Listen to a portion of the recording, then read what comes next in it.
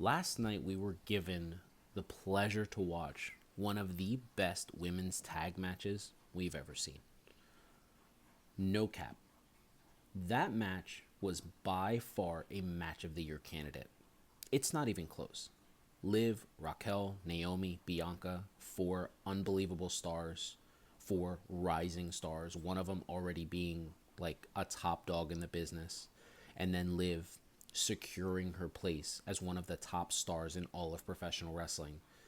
It showed me that if WWE had the guts to give the women their own wrestling program, that they would be successful.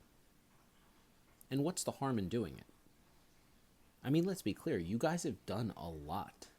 You've done heat. You do speed on the internet. What's the harm in utilizing Netflix or Peacock and just giving the women 2 hours a week to just go out there, tell their own stories, have their own shows, so that way they can have proper space? Now, I've heard the argument against this. Why do women need to have their own show? Why can't we just have more prominent roles for women on the current product? And I agree with that as well. But here's the problem. WWE doesn't know how to do that.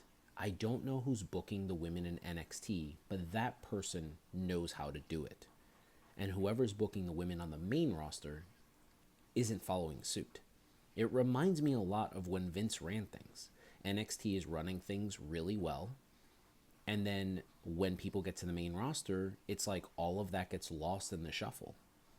I really think that this would be one of those moments, especially with who's in charge right now, where Triple H would be making a great decision to actually bring the booker from NXT over to the main roster, whoever's booking the women, whoever's producing the women, and say, how do we integrate the women better on our shows on Raw and SmackDown? How can we make them feature players the way Shawn Michaels and them do on NXT? Because to this day, I can't figure out how NXT is able to do this seamlessly. And it's not brand new.